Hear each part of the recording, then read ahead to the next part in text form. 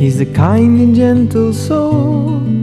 His heart is never cold, so peaceful and poetic, with a message true and bold. He's never seeking praise, so silent and so grave, and his transcendental love is the magic in his ways. And when I see his love, I know I've got a long, long way to go. When will I taste the love that he is feeling inside?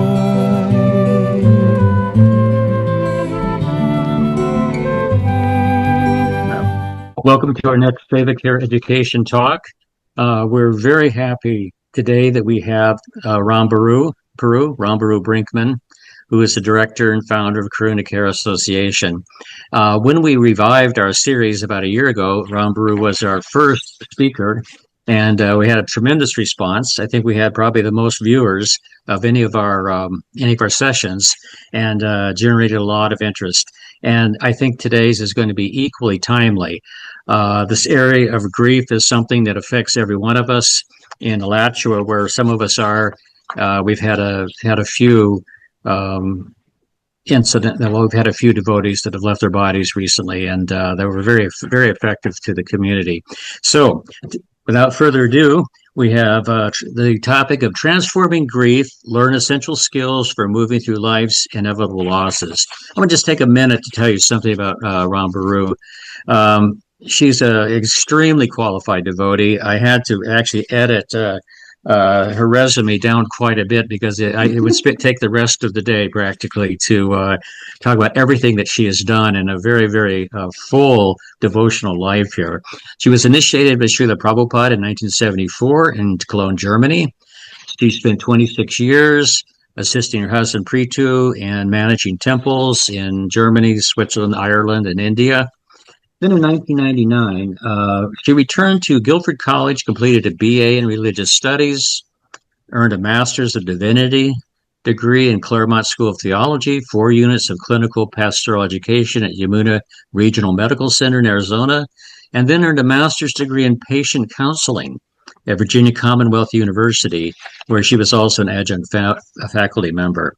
In 2008, Rambhoru became a board-certified chaplain for the Association of Professional Chaplains, 4th-level healing touch practitioner, and a therapeutic harpist, on top of everything else. She became certified as an ACPE educator in clinical pastoral education in 2015. So over the last 25 years, Rambhoru has had a tremendous amount of work experience as a chaplain, as a counselor in many different settings, including hospitals, hospices, schools, universities, community organizations, and of course, working with the devotees. And especially as the current director of Karuna Care, she's very actively training many devotees in pastoral care and other related services to the devotees. So, hand it over to Rambhoru Prabhu, and thank you so much for being with us. All right, so bear with me as I get my PowerPoint here on the screen.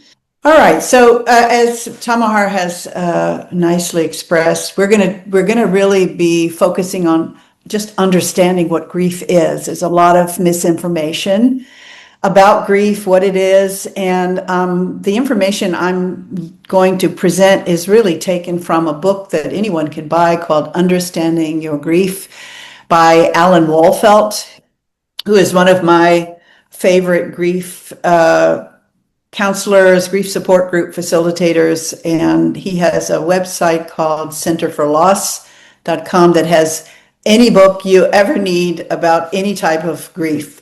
So just a little infomercial for him. So I always start with this topic to talk about why we have grief more than just the death of a person, that it really starts with the power of time. Time is a representative of Krishna, a very powerful force that we have no control over. And because there is time, there will always be change. In fact, I just lost, here 6 a.m. in Australia, I've just lost 5:55. That is something I can't control. So because of this time factor, there's always going to be loss of not just a loved one, but loss of a season. Seasons work in time. We grow in time. And so if there is going to be changes, there's naturally loss. So loss is happening all the time. We don't acknowledge it until we look back and see, gosh, what I looked like 4 years ago is so much different. Where did that body go? And because there's naturally loss happening due to time change, there will be grief. And it's not just significant loss that makes us feel grief. It's very subtle in the sense that when we even are complaining about something that happened that we didn't foresee, the complaint underneath that is really grief. So I just want to lift that up as we go through this presentation. So there's lots of different kinds of losses. It's not just a death. It can be a job loss, a divorce loss, loss of faith, health loss of a body part, loss of relationship, estrangement from people we had relationship with, our parents, our kids, pet loss. We can have a loss of trust, loss of a home, and financial loss. So the grief experience is related to all these things, not just the death of a loved one. So what is grief actually? Grief is a natural, normal, necessary response to losses of all kinds. Nowadays, sometimes therapists will pathologize it, like if you have grief, there's something wrong with you. But the reality is it's a natural part of living, that we're going to love or become attached to a person, place, or thing. And when it's lost, we're going to feel a sense of grief. It's an inner emotional suffering that a person feels when someone or something they love is taken away. And grief may be experienced in unexpected ways. You might feel shock. It's not just sadness. You could feel shock. You could feel anger, disbelief, feeling of guilt, just profound sadness, even numbness and confusion. There's so many ways that we experience grief, not just sadness. You could feel disorganized, like you're searching for the lost person, place, or thing. A person could feel anxious, panic, fear, even explosive emotions, guilt, regret, and something that looks like depression. Now, one thing, some people who don't share much because it's not really a very socially acceptable thing to talk about one's grief. You don't want to be a Debbie Downer at a party. Now start talking about your grief. And society has it, at least in the workplace, that you better if you have a significant family loss, you better be back to work in 3 days and up and at them. They're not at all giving you the grace period that it could take a year or more, or maybe a lifetime to recover or heal one's grief. So people often don't share it. You don't talk about it. You don't know the people who are suffering grief. And then they may feel isolated and like, I'm going crazy. That's a common thing. Nobody else seems to feel like me, and maybe I'm going nuts. So we may have many unusual thoughts and feelings at a time of loss and grief. Maybe there's a distorted sense of time. Time could feel like it's going really fast, or it's really going slow. You may not be able to focus on anything. Wandering around your house, trying to start cleaning over here, and then maybe you go in the kitchen and try to cook something, and then you forget about that and you go to something else. So that's kind of a normal thing. It's not you're going crazy. Very common to ruminate about the story of the loss over and over, particularly if someone has suicided or they died in a wartime and you never got to see them again, or say something before they died, like thank you for being in my life, forgive me for this or that, and I love you. These are things that sometimes we don't get to say And then we ruminate about how I wish I had said that. You could have sudden mood changes, a feeling of powerlessness, feeling really helpless, and something called grief attacks or grief bursts, that you're going along thinking that everything is fine, not at all feeling sad or consciously feeling a sense of grief and loss. And all of a sudden you have a bubble up. Something will come up and you remember the person or something you did with the person and you just start sobbing. You'll be in the middle of a grocery store and you're like, oh my God, where'd that come from out of nowhere? We call those a grief burst. It's quite common. Other things that maybe make you feel like you're crazy, just crying and sobbing for no reason, just in terms of the grief burst, you just are overwhelmed with feelings. That's a normal experience. Holding on to linking objects, things that connect you to the lost person. Maybe you have a watch that you were given to by your father, or I know my sister, when her husband died, she kept his closet full of clothes for at least 10 years. You know, she didn't want to let go of those things because for her, that was his being present. So that's a normal thing, to hang on to something that reminds you of a person or a place or a thing that you lost. Illness symptoms that are identified to the person you lost. Sometimes a spouse will have a phantom stomach tumor, and it's not cancerous, but it's in sympathy. It's a bodily response to the sympathy they may have for their spouse who had a cancer tumor. So that's kind of an interesting thing that sometimes happens. Suicidal thoughts without a plan, but some people feel like, I can't bear the pain. I don't know how to bear the pain of this loss. And they want to die with their loved one. We had a little girl when I was living in Ireland, on the island now called the Hare Krishna Island, who drowned, walked off the pier on the island and fell into the weeds, and we couldn't find her. And the mother's first thought was, I want to also follow my daughter because the pain was so great. So that's something to be aware of when people have lost a loved one, to support them so they don't do something like that. Drug and alcohol used to cope. That's a common thing. Even with devotees, I've met devotees who can't sleep because of a loss of a child, and they have to use vodka to be able to sleep. Having nightmares or dreams, and even having mystical experiences where you may imagine seeing your loved one coming through the door, or in a shopping mall and you think that they're there, or even experience your loved one being present. On anniversaries and holidays and special occasions, that's a very sensitive time for people, and it can be overwhelming because it may remind you of some wonderful things you did with them. So these are normal and natural. It's not that you're going crazy. So grief is really a spiritual journey, and it forces us to examine our fundamental beliefs about and feelings about why we are here and what life really means. It's a mixture of our internal thoughts and feelings that we have when someone we love dies. It's a mix. It's not just sadness.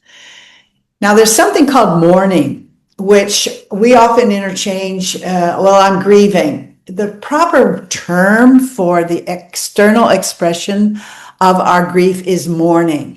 It's when we express our inner grief feelings outside ourselves, and it's absolutely essential to mourn properly in order to heal our grief. Grief is different than mourning. Mourning is an active experience. It takes work, and we reconcile or heal our grief by moving through deliberate, ongoing mourning. So here's some misconceptions of mourning. There's about, I think, 12 of them. Now, one of them is that grief and mourning are the same thing. We're not very educated around grief, so we will interchange these words. But grief is the inner experience. Mourning is the external expression of grief. Grief and mourning progress in predictable stages. That's a misconception. We have various theories out there. I think Elizabeth Kubler-Ross wrote a book on the 5 stages of grief. And people get the idea that they go in order and they get concerned, oh, I didn't do that, but they go back and forth. There's no specific order that you're having these different grief and mourning experiences. Another misconception is you should move away from grief, not towards it. You should keep busy. Often you'll hear people say, just keep yourself busy, do more cleaning, work harder, and your grief will go away. That doesn't really heal grief. What it does is it embeds it further and deeper into your subconscious and into your body and your nervous system. It doesn't really heal it. Eventually, the grief pops out in different things like illnesses, mental and physical. And so it's a misconception to think that if I work harder, move away from the grief and not towards it, now I'm going to get through it. Tears of grief are a sign of weakness. That's a misconception too. And some people will say, get over yourself. You've been grieving for 3 days. And why are you so upset? This is a misconception that tears are a sign of weakness. It's actually a sign of being in touch with your feelings. Another misconception is being upset and openly mourning. It's tied to this, that you're weak in your faith. This is a common thing, not just with us in our Hare Krishna movement, but in all religious circles, that when someone is grieving, they're somehow don't have faith in Krishna, or somehow that don't have faith in the process, that this person is a spiritual being and you shouldn't be upset about their loss because they're not the body. This is a misconception. When someone you love dies, you only grieve and mourn for the physical absence of the person. That's also a misconception. There's so much ripple effect when you lose the physical body of a person. There's a lot of things that you lose with that body, is your identification with that person, and the emotional loss as well. Another misconception is you should try not to think about the person who died on special days like holidays, anniversaries, and birthdays. Quite the contrary. These are times to remember the person. You might set a plate at the table for them. If there's a party, you might even go to a special place on their anniversary, a place they used to like to go, eat what they like to eat. Remember them, not forget them. Another misconception is that you need to say goodbye at the funeral or to the person who died as soon as possible. And the understanding in grief theory is that it's not like your relationship ends when the loved one dies. The relationship changes. And if you talk to people who are still very much in relationship with the loved one who died, you'll see they start to understand more deeply the person maybe they lived with their whole life. Another misconception is after someone you love dies, the goal should be to get over your grief as soon as possible. We just talked about that. And I think finally, a misconception is nobody can help you with your grief. And that's one reason why people just don't want to share it, because they think, well, it's my problem. It's nobody's problem. But that's a misconception. You can get enormous help from other people just by having their presence. So it's really important to learn to reach out. So here are these 6 needs of mourning, and pretty much any grief theorists that you're reading, they will, in different words or different ways, explain that these are really important needs we have in order to process or grieve or mourn as a means of reconciling or healing our pain. One is to acknowledge the loss, because you may go to a funeral, you see a dead body there, from this concept as clearly until my mother died 2 years ago. And I had been calling her every week and checking in with her from Australia, but even in America. And even though intellectually I knew that she died, I would, after she died, maybe for 6 months, it would occur to me when I would see a kangaroo or something, I'd go, oh, I'm going to tell my mom that. She'll be so excited. And then I'd have to remind myself, Rambhoru, she died. You're not going to call her up.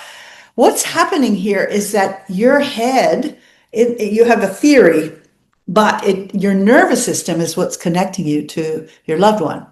So it takes a little bit of time for your head and your nervous system to catch up with each other. And so you may have these kind of weird experiences of maybe you have, like my boss died in October, and we worked together for 15 years, Catholic priest, same thing. You know, we had met every week planning our orientation for students, and just automatically wanting to connect over something related to my work. So it's a completely normal experience to reach for the phone or assume you're going to see your loved one on Sunday like you always did, because your nervous system just hasn't caught up. Another need we have is embracing the pain of loss rather than avoiding it. People, gosh, they don't like the pain. Yeah, the trick is the more you try to avoid the pain of grief or loss, the more painful it gets. It's trying to get your attention. It often will come out in physical illnesses like neuropathy, fibromyalgia. These things are nervous system issues. I was working with a devotee in New Vrindavan whose husband suicided, and she developed this horrible neuropathy and fibromyalgia. It was debilitating. The doctor said there's no physical reason why you should be having this, and the doctor themselves said it's an emotional thing that you need to process. So physically, the grief will come out and somatize and try to get your attention. Mentally, it can turn into depression and suicidal ideations, which doesn't mean you should kill your body, but it means that you need to dramatically change your attitude and behavior. Otherwise, it will destroy you.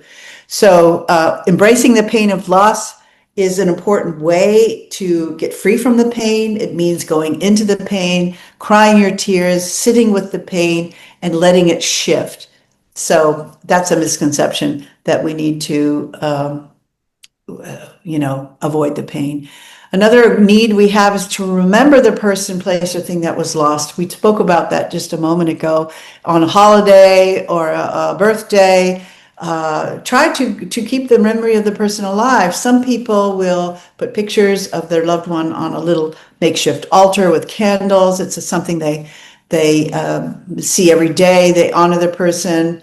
You see this in India with photos of people, parents particularly, on their walls, and having a photo album of memories of the person, keeping them alive in your memory.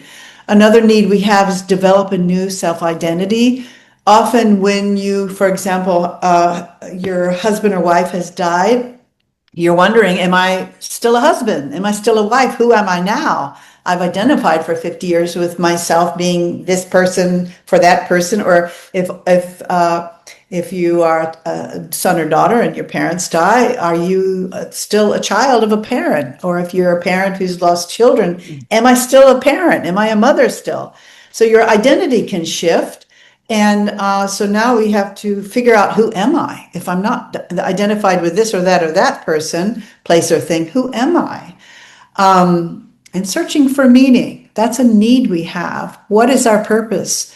And it often, for folks who are practicing spiritual life, will help us dig deeper and discover our meaning as a more sustainable, eternal meaning in terms of service to Krishna, and maybe leaning more into our service to the spiritual master. The final need we have is to let other people help you. Often when you have a significant loss, people hibernate. They don't want to share. They don't want to be a burden on people. And of course, nobody wants to hear about your grief, so they don't let people help them. People say, can we help? And often people don't say specifically how to help. They don't know how to help. And you go, never mind, I'm okay, because they don't want the attention. Just know people need help, whether they say it or not. They need that companionship.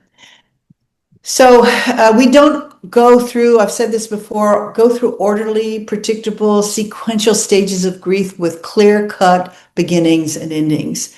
Rather, there are these 6 central needs of mourning that are not sequential or predictable, despite being numbered. So you will address each of these needs whenever you're ready to work on them, or maybe several at a time.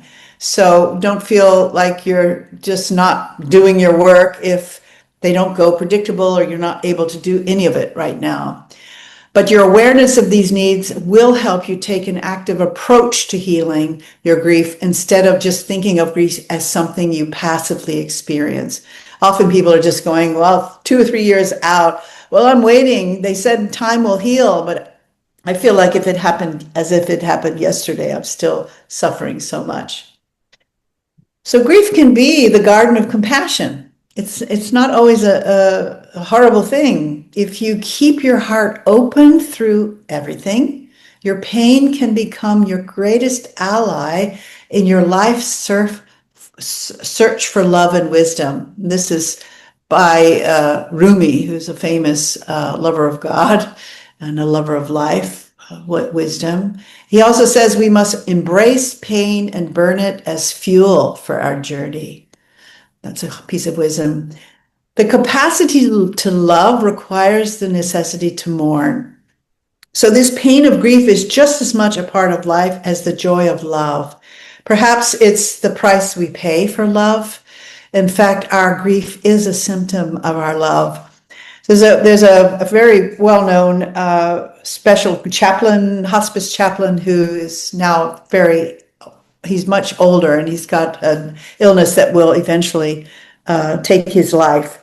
But he wrote a book called Die Wise. He also is known as the grief walker, Stephen Jenkinson.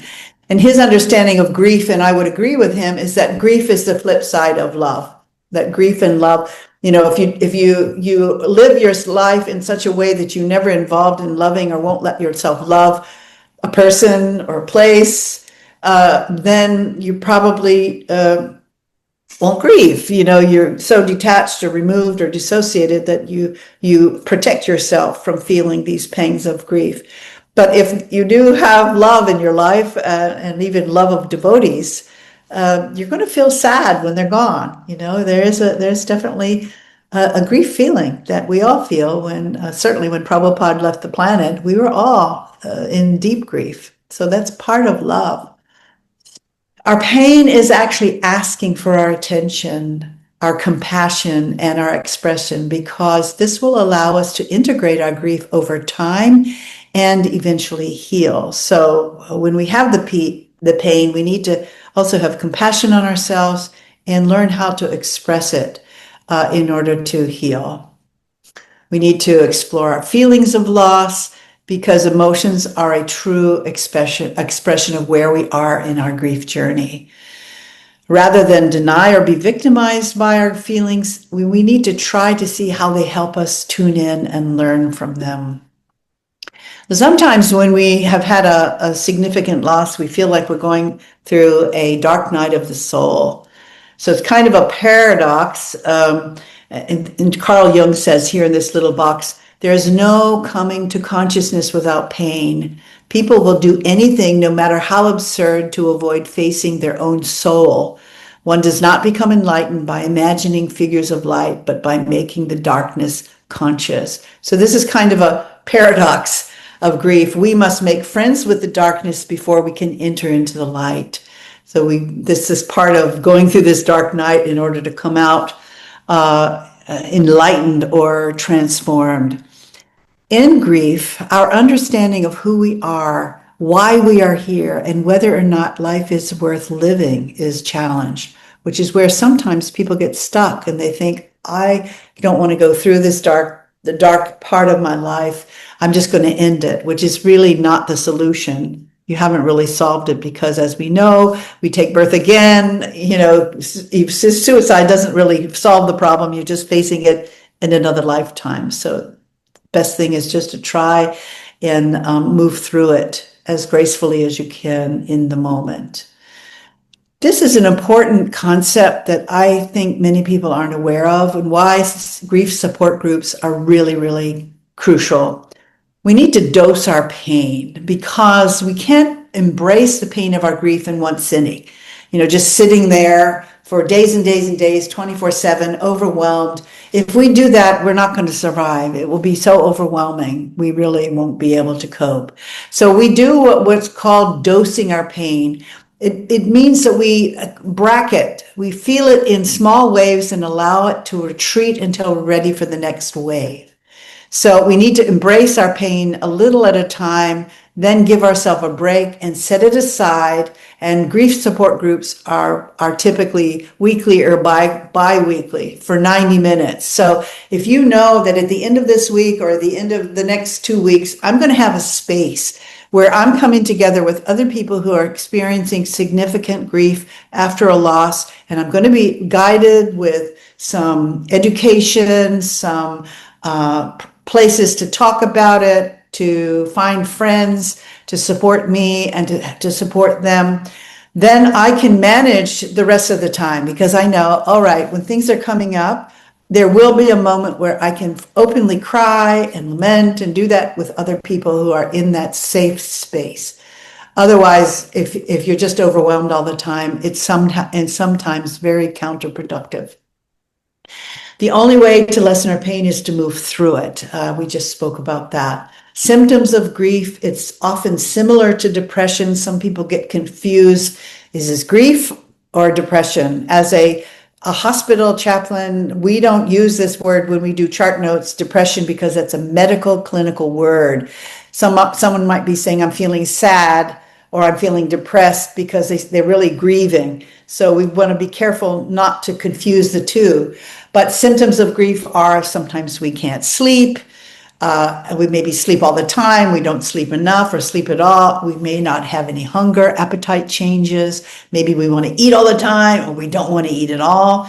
We may have decreased energy and feel like we want to withdraw from people. We might feel guilty, maybe very dependent on others, or something dependent on a schedule, lack of concentration. We may have a sense of loss of control, like, gosh, I don't know what's going on. I feel like the world is shifting like in an earthquake, suicidal ideations, as I've said, and we're going to need the support of trusted friends to move through our grief. So I've put a little, a little diagram here just to compare normal grief with clinical depression, which can be confusing. Somebody who is experiencing normal grief, they're going to respond to comfort and support by other people. If you have clinical depression, that's not going to help. You need professional help. It doesn't really, a person who are clinically depressed doesn't often accept support. A person experiencing normal grief is capable of being openly angry, relates depressed feelings to a particular loss experience, still experiences enjoyment in life, exhibits feelings of sadness and emptiness, may have transient physical complaints, and expresses guilt over some specific aspect of the loss. But in clinical depression, a person might be irritable and complains, but doesn't directly express their anger. They don't relate depressed feelings to a particular event. It's free-floating depression. It's not like, oh, I've had a loss and that's why I'm feeling sad. Has an all-pervading sense of gloom and doom, exhibits a sense of hopelessness and chronic emptiness, has chronic physical complaints, and has generalized feelings of guilt, not really related to anything. It's just, I feel guilty for living. So those are two different things, and important to explore if you have something called complicated grief. The cycle of experiencing grief feelings will go like this. First, feel the feeling. Let it come up. It might stick in your throat. You might find yourself with tears in your eyes. Just acknowledge what it is. This is grief. It's a natural, normal, necessary process. I'm not going crazy. Befriend it. Share it. Have it witnessed and empathized by others, and repeat, which is why having a group of friends who you trust, who maybe are on the grief journey with you together, is absolutely essential, because you're going to go through this cycle many times. And as it heals, feel it, acknowledge it, befriend it, share it, have it witnessed and empathized by others, repeat. Yeah. So, healing is not the same as curing, which is a medical term that means to remedy or correct. Healing is a holistic concept that embraces the physical, cognitive, emotional, social, and spiritual aspects of ourself. So we have this in the hospital. People will ask for the chaplain to pray for healing, which they really are meaning pray for a cure. I want you to cure me. And if you don't, well, we don't do that because no promises. It's really God that can heal. But healing is more holistic. You might be aware that you are terminally dying, and coming to accepting that, embracing that is, this is my time. This is a natural, normal, necessary part of everyone's life. Everyone will do it. That means I'm not anxious. I'm not angry. I'm not defending against it. I'm embracing it. That's what it means to heal. Even though you're not curing the illness, you're sinking into it and embracing it as a normal journey that you're taking. Curing is a totally different thing. So one thing we need to do in our grieving process, and this is really important for everyone, whether they're having a loss or not, is to nurture ourselves. Something in most all religious traditions, people have this notion, because we talk a lot about selfless service, that to take care of ourselves is a luxury, but not a responsibility. In my profession, it's an absolute competency that will compromise your ability to care for others. So nurturing ourselves, at least in these 5 areas. In other paradigms, there might be 2 more than that, which would include financial, healthy finances, which gives you financial security. But for grief particularly, nurturing ourselves physically by getting enough sleep, having a healthy diet, some exercise, which gets the blood flowing and letting our oxygen in our brain. That can make us depressed already if we're just sitting like a couch potato because we're so depressed we can't, or grieving so much we can't move. But physically, even a little bit, swimming or hiking, getting good sleep. Cognitive, nourishing our intellect, reading, learning something, putting something in our mind that's uplifting, maybe learning a new thing, is super important for nurturing and keeping our minds and our intelligence well fed with healthy thoughts. Emotional, nurturing ourselves emotionally by expressing our feelings through art, music, dance, poetry, dialogue, kirtan.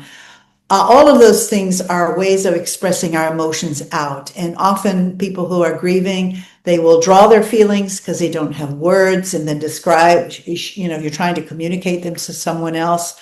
We do this in our grief support groups. Draw what you're feeling. If you have no words, it's really an effective way to help children grieve, because Christian children don't have words. Getting them to draw, write a poem. Dancing in kirtan is such an incredibly helpful way to process grief and also trauma.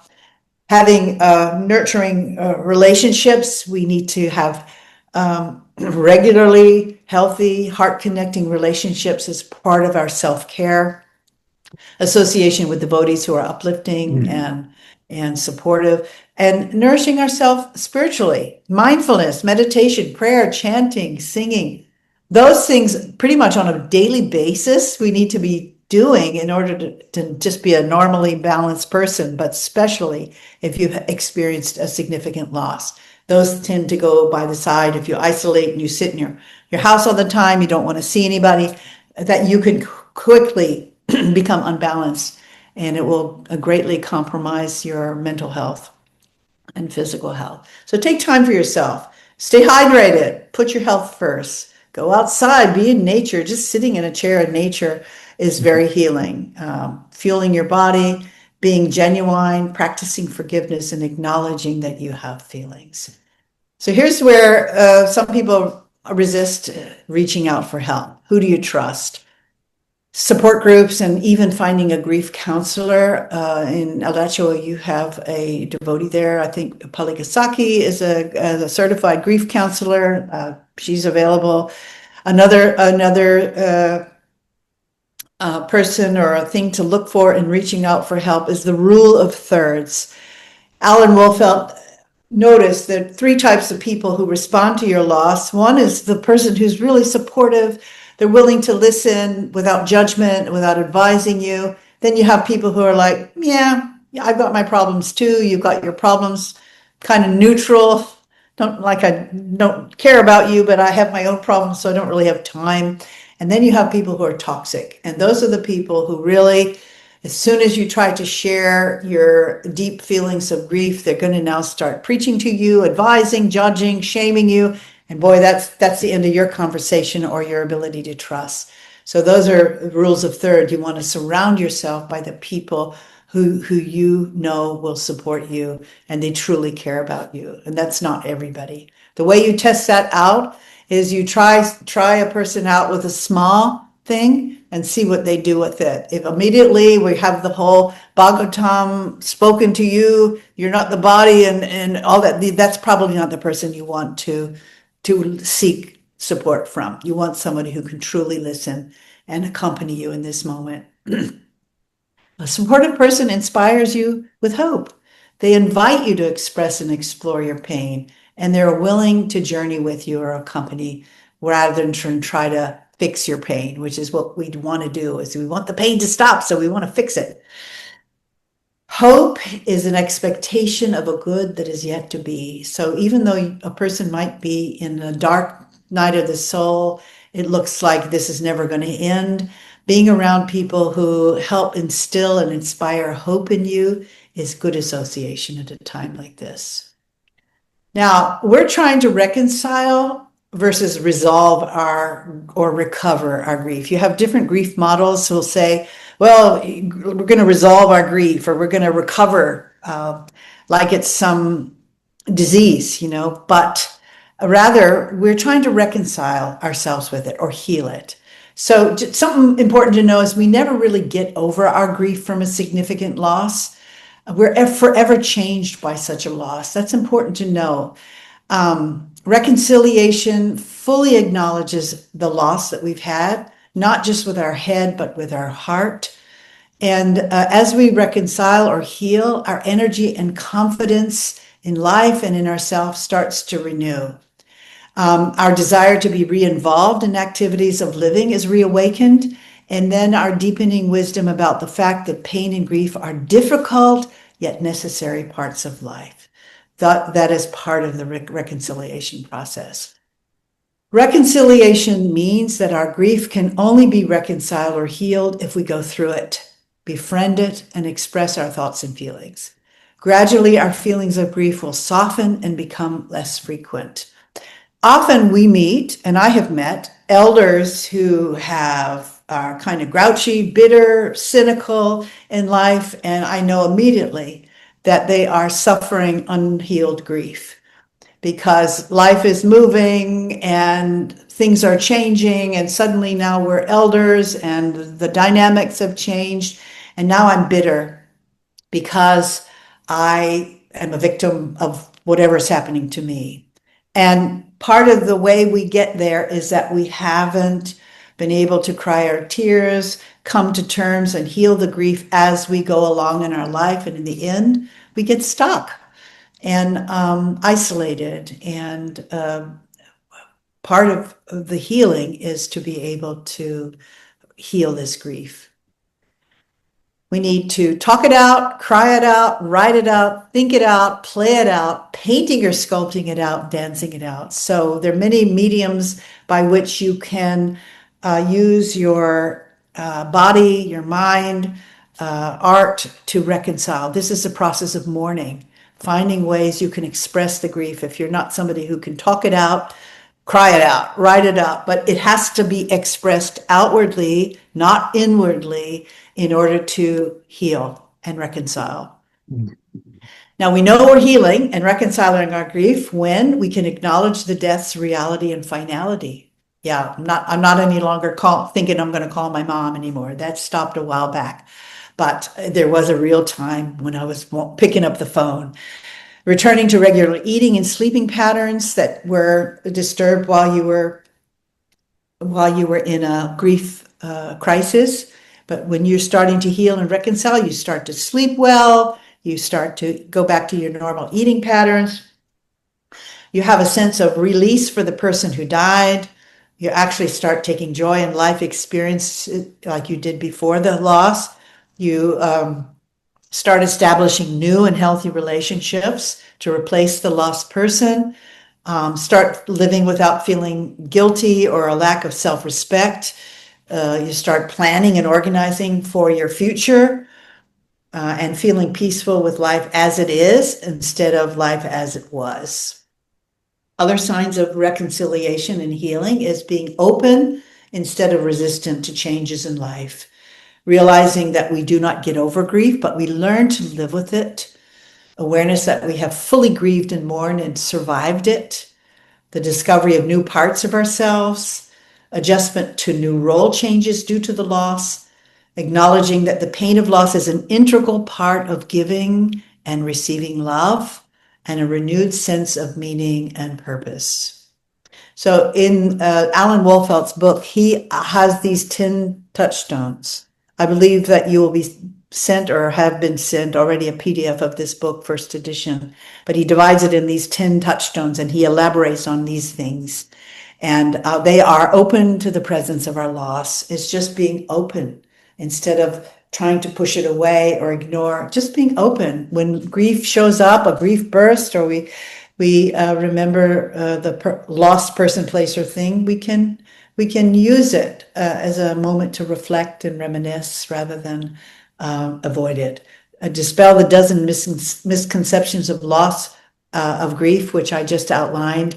Embrace the uniqueness of our grief. This is really important. Different people experience grief differently because of their age, their stage in life, their mental health issues. And it's very, very interesting to find yourself in where you are unique in your grief experience, exploring your feelings of loss, understanding the 6 needs of mourning that I just went over, recognize that we're not crazy, nurturing ourselves, reaching out for help, seeking reconciliation, not resolution, and appreciate our transformation. So Alan Wolfelt's book will take you for the first 6 chapters, go down into the grief and loss, and has a journal with it that you can explore your feelings. And the second half of the book will take you into transforming the grief so that in the end, you're feeling appreciation for having gone through this journey. Symptoms of healing, we've touched on them just now. I will go through them again in a different way. Recognition of the reality and finality of death, a return to stable eating and sleeping patterns, a sense of the release from the person who died, enjoyment of experiences in life, the establishment of new and healthy relationships, the capacity to live a full life without feeling of guilt and a lack of self-respect, and the drive to organize and plan your life in the future. One thing we need to do is manage our expectations. When is this going to be over? Other people also like, you're still grieving that. It's 2 years. You lost that person, place, or thing 2 years ago. What's up? So moving towards reconciliation is often exhausting and draining, and it takes as long as it takes. So sometimes we want to hurry it up, get it over with. When am I going to feel better again? People are promising I'm going to get through this. I don't feel like I'm getting through this. There's no way to speed up this process. It takes as long as it takes. Keeping a journal of your thoughts and feelings throughout your mourning and healing process is a helpful way to see how you're healing day by day. So they've done research on how powerful keeping a journal is. It's a great replacement if you have nobody to talk to or you don't trust anybody. Keep a diary. Every day, write in it what's coming up in you. It rewires all the spaghetti in our brain that gets disturbed, particularly when we have trauma, under which is a grief experience. And become a grief companion for others. We all have times of grief in our life. As you learn about your own grief, you can also imagine what others are going through. Accompany a grieving person through their pain instead of trying to take their pain away. Share a grieving person's journey with them instead of feeling responsible to stopping their journey. Focus on the presence of the sacred in your midst instead of focusing on the intellect. Listen to your heart instead of analyzing with your head. Walk alongside the person who's grieving instead of leading a grieving person. Discover the gifts of sacred silence instead of filling up every moment with words.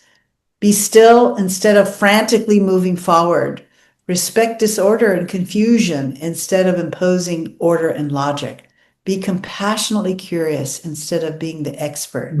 Let the griever teach you about their grief instead of feeling yourself as needing to teach the griever. and then appreciate your transformation. The journey through grief is life-changing. Personal change means personal growth. Befriending impermanence is growth. The journey through grief means befriending life's transitory nature. Can't stop time, change, loss. There's going to be grief. This is part of life. Finding a new normal is part of our growth. Exploring our assumptions about life is also growth. Embracing vulnerability is growth. And learning to use our potential is growth. And that's all I want to say about that. That's a lot to chew on. And thank you so much for listening. And I'm going to stop here and come back to the screen and see. We have a few minutes. I don't know how much time we have. Does anybody have any questions? Now, I am on speaker view. Let me see if I can see anybody who has a question. Sukada. I have a question. Sukada. Okay. Sukada, sorry. Yeah. So, sometimes when people have just gone through a terrible loss, their question is like, will I ever see this person again? And it's very comforting for them to think that they will see that person again, since we're all spiritual, And, generally my answer is like, well, you will, or it may be the kind of thing where when we're self-realized, we have that same feeling for everyone as we have for that very special person. Yeah. So what do you think of that? Yeah, that's a very complex question, because you do have people who have what they call near-death experiences. They're all over the YouTube. You can listen to people. And there's one case where the woman who had a real struggle with her father, they kind of were estranged and disagreed, and she had this experience. He died ahead of her, and they didn't really reconcile this. And somehow or other, when she was having this near-death experience, there he was, and saying, "Yeah, no problem." He was completely beyond whatever the issue was while they were embodied. We also have the philosophy is we're not the body, and when we leave the body, we're not even a gender, and who knows where you go. So that I won't be able to really clearly answer until I have that experience, because I don't remember my last death. I don't have that privy. But there are folks who have that experience where they meet, and we see this in the hospital, we see this in hospice, that when people are dying or ready to die, whether it's a projection of what's going on in here. I mean, medical doctors have different opinions. Oh, you're going through that tunnel of light because it's just going through your arteries. I mean, they have all kinds of things. But if you talk to hospice nurses, they're like, yeah, there's really somebody there. There's really something happening, But what often people, and I've seen people do this, even my own relatives, they are nearing death, and they're reaching out for somebody they see, and they may even call their name, and people who have died already, their mom, their dad, their brother, their cousin, and and it's like they're reaching for them. I saw this in our little hospice we had in Vrindavan when I was there a long time ago in the 90s. We had a devotee who was dying there. I forget what his diagnosis was, but he, right, like minutes before he died, he got up, he sat up, and his eyes were looking at something, maybe that was Krishna, but it was just like, wow, you now have seen, and then fell back and died. And there have been many, many devotee cases of that. So whatever you're seeing, I don't know. Some people even have said, wow, there was some woman who was in Vrindavan a long time when I was there. And when she died, she was like, wow, wow. It's like, and also it's great. Steve Jobs also, that was what he said when he was dying. Like, wow, because whatever he saw was amazing. And my boss, who was a Catholic priest, who was a vegetarian, followed the 4 regs, listened to kirtan, was an incredible saintly person. He has a grin on. They took a photo of him. I wasn't there, but the chaplains went to see him before they took him to the morgue. And he was grinning. He was such a saintly person, sang all the time, and such a kind, humble person. He was grinning in his death. So I can't answer that question exactly what's going on. It's and even the Dalai Lama said, all this is so mysterious. You can't, it's so complex. You can't know. Like it's okay to entertain the idea if it's helpful. The other thing I wanted to mention is that I went through like a terrible loss at one point in my life, and I thought, okay, well, I just kind of resigned myself. I'm just not going to be happy anymore. I had a young son, and, I was going to go through life, but it just wasn't going to be fun anymore. So then a couple weeks later, I was living in Hawaii. I was in the ocean with my friend and her kids and my son, and all of a sudden, I was happy. I was having fun, splashing water, and I was like, whoa, well, what's happening? How could this happen?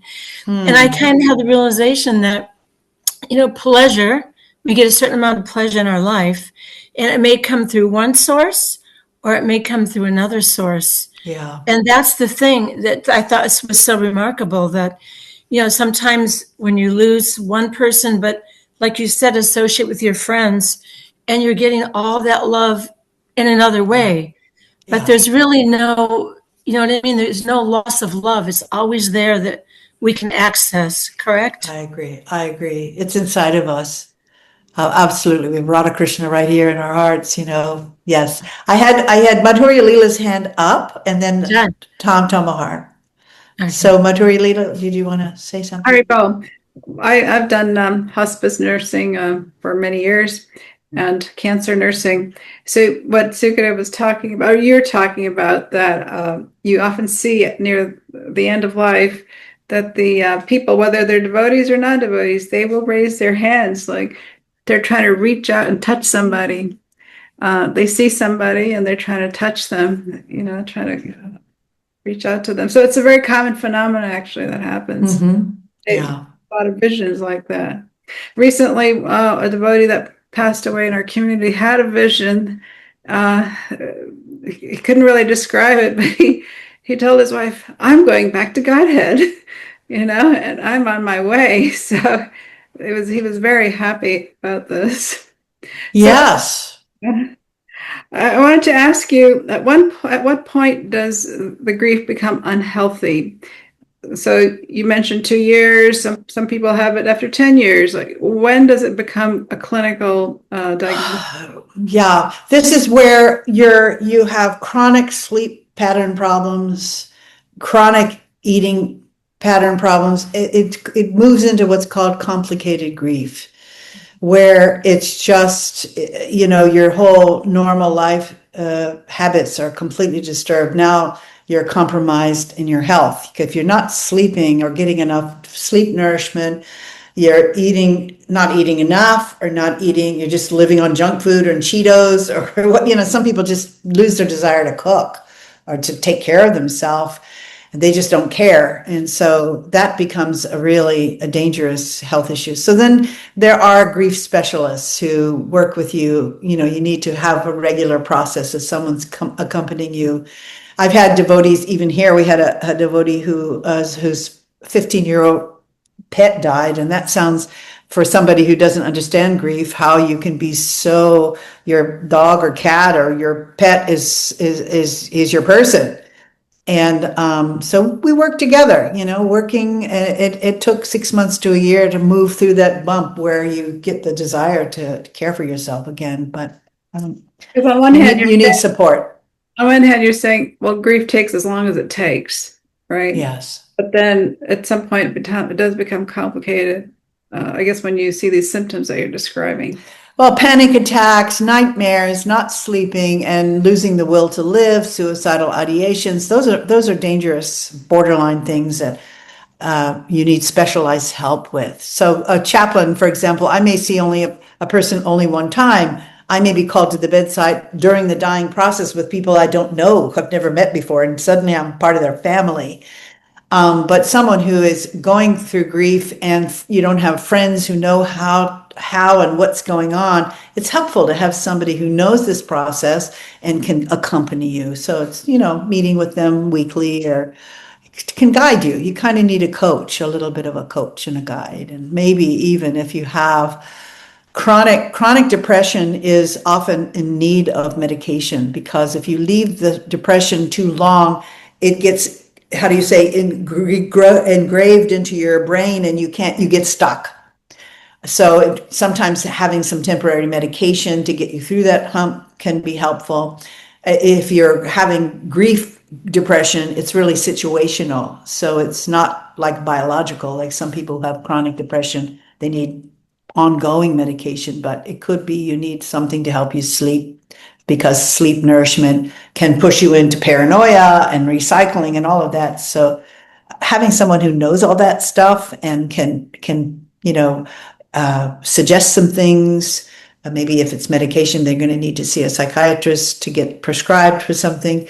But your friends may not know all that and not be able to guide you with that. So it takes as long as it takes in terms of being able to have those moments of grief burst and know, I'm getting through this. This is not the end of my world. I know how to take care of myself.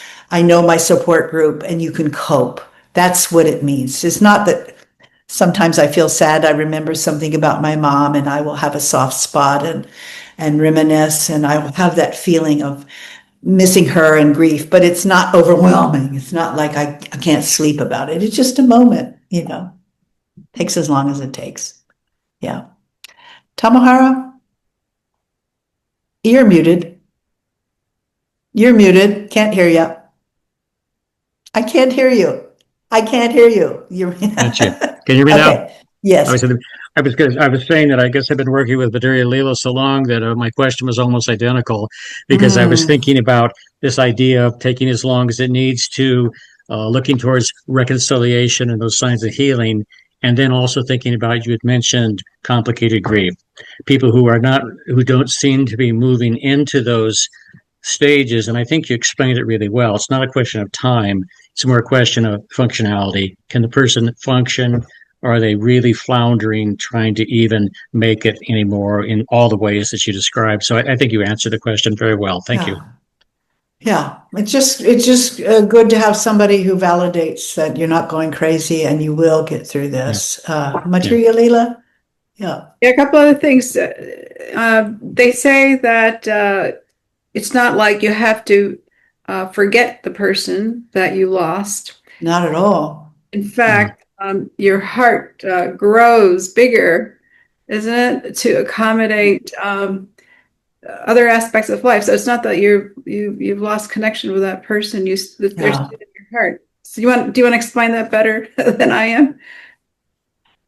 Well, yeah. Sometimes when our heart breaks, it breaks open, and we learn how. Like for me, I'm an old lady. I've gone through several losses, and it has given me such a great ability to understand someone else's grief, because I've been there, and having that ability is a gift that comes from the people we've lost and had to grieve.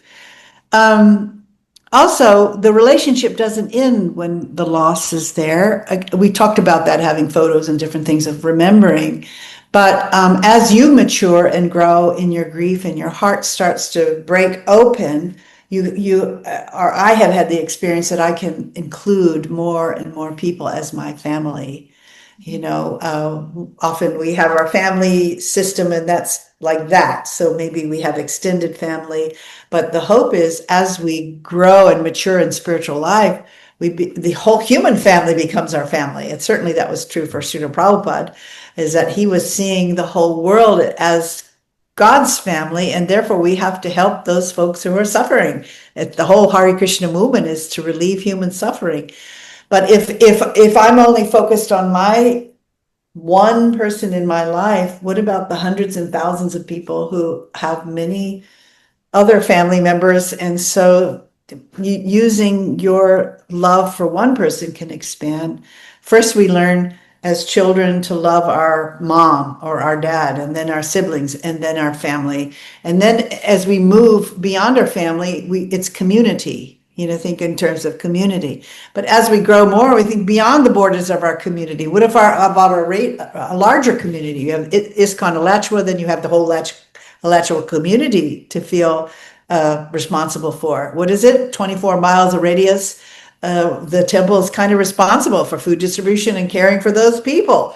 And now you have to think of the world. What are we doing that will help the world? So that's how I find our heart grows, by learning to let go and love, despite the fact that we've lost a loved one.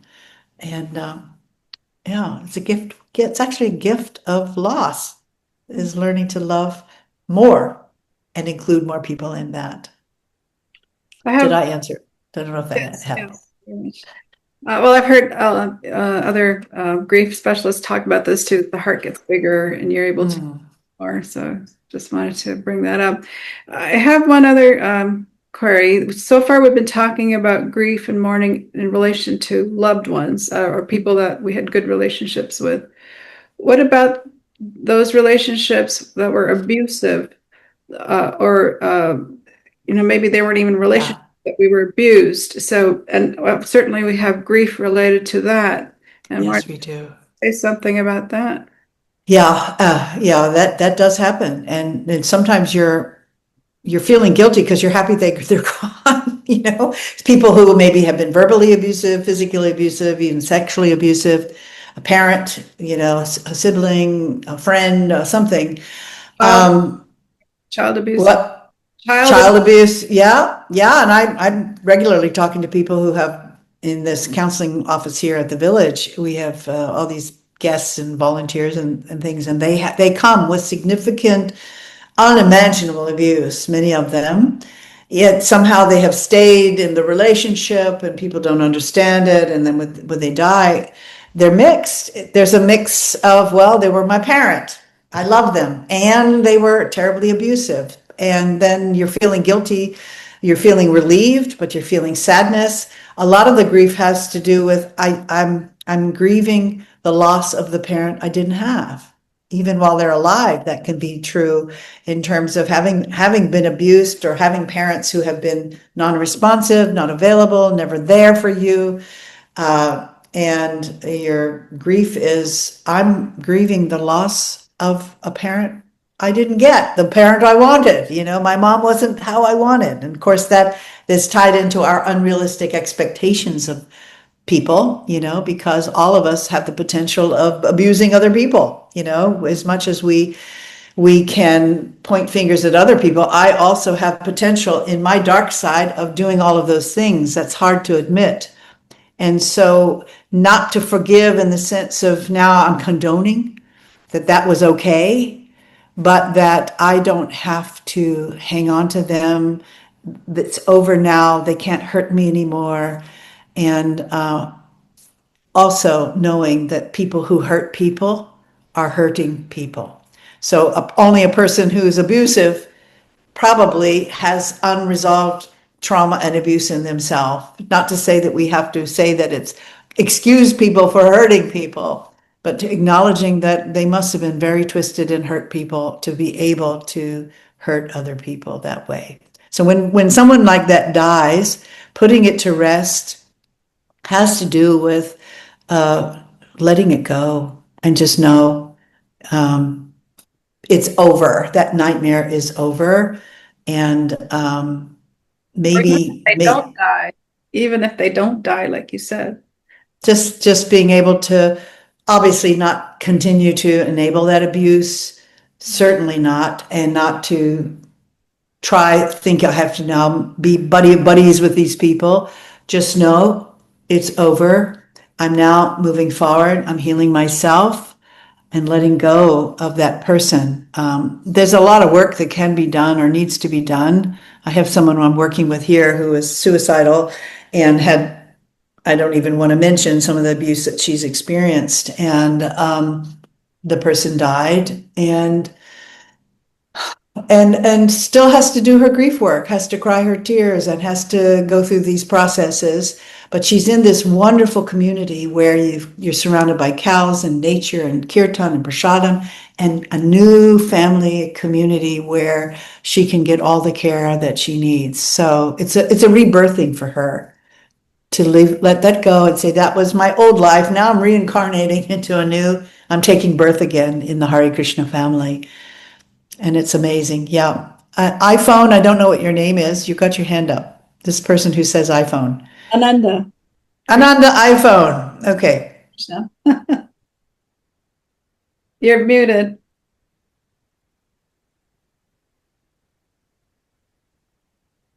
While she's unmuting, I could say that it applies even to situations where, people, marital situations where, right, or like that, which is happening a lot in our community. And there's a lot of. Yeah. This is why our Hare Krishna family, finding your tribe, you may not be able to connect with everyone as our movement grows. We have so many different diversity types of people. I just think it's really important for everybody to find their people inside of the movement that cares about them and will support them and connect.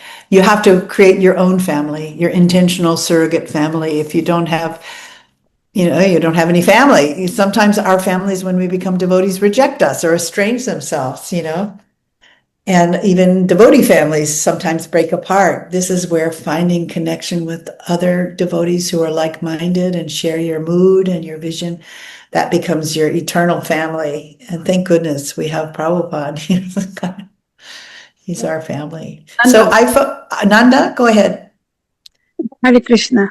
Hare Krishna. Yes, in my obeisance. I'm not a counselor, but I talked to you before in Australia, and yes, in the Sacred Sound Festival.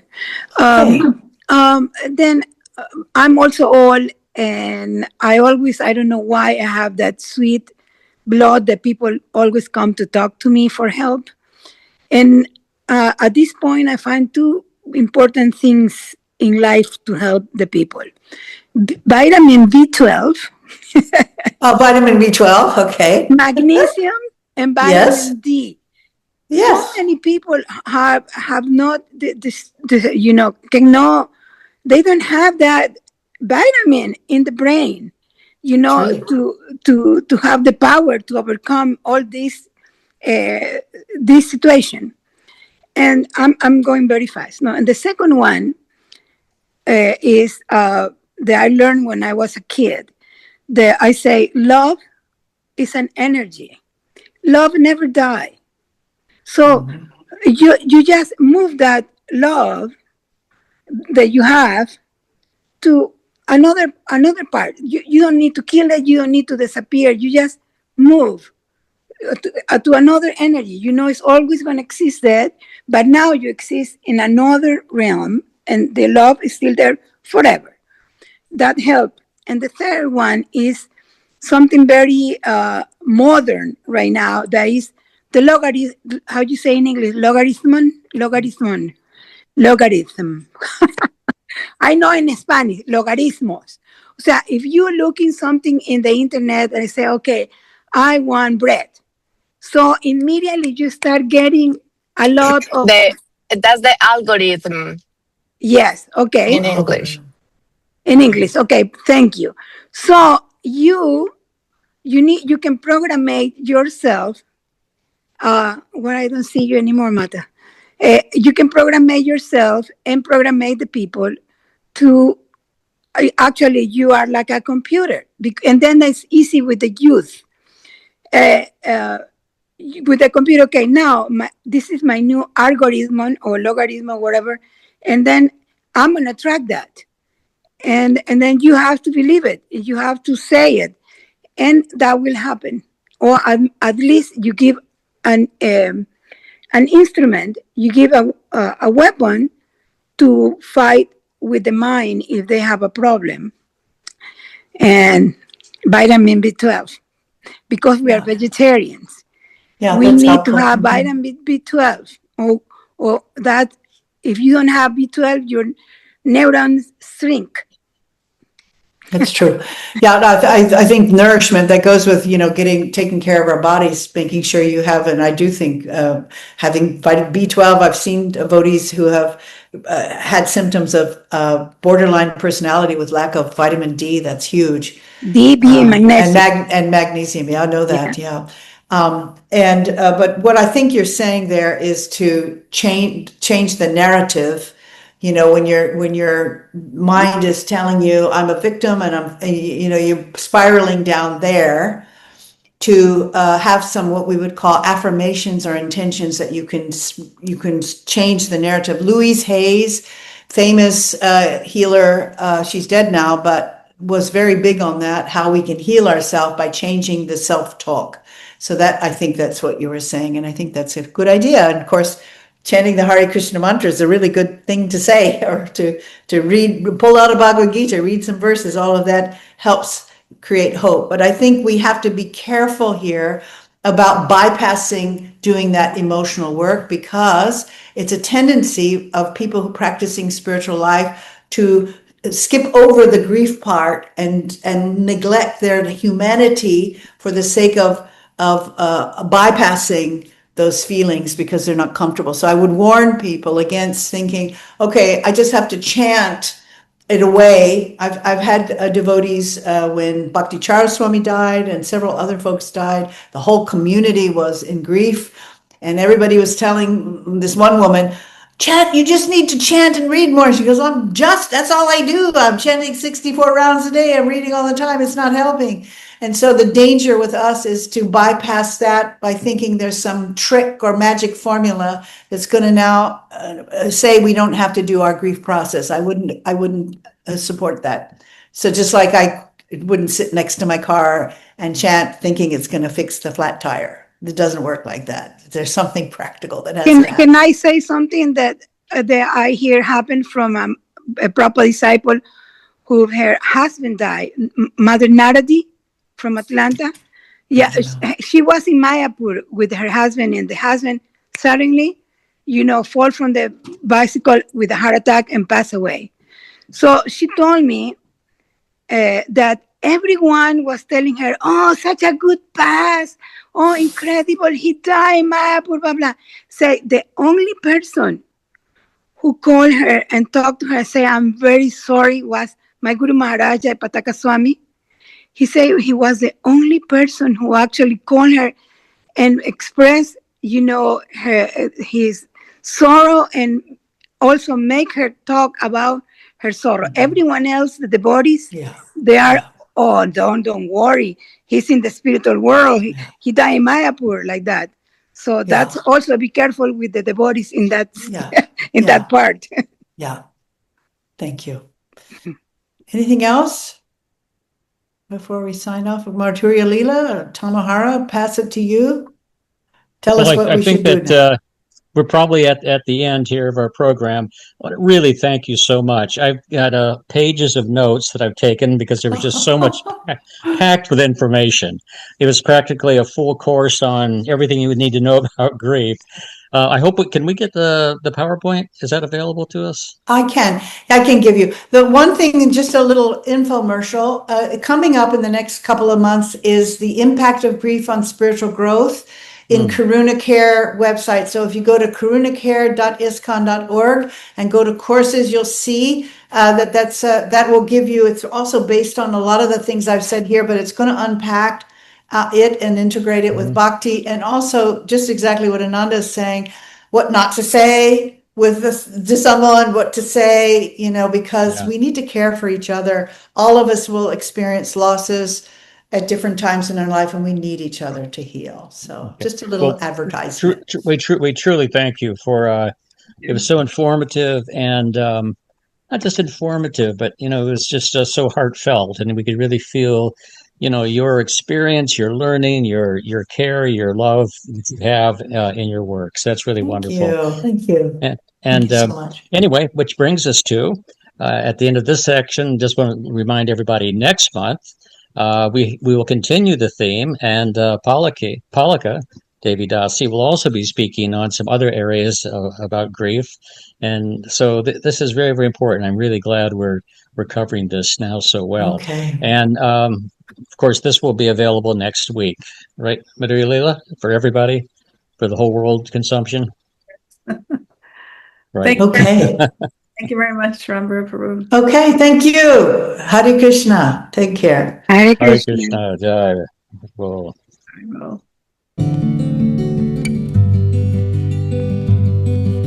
You'll find no lust and greed in a heart that's pure and free. He's a lover of the Lord, and his life is ecstasy.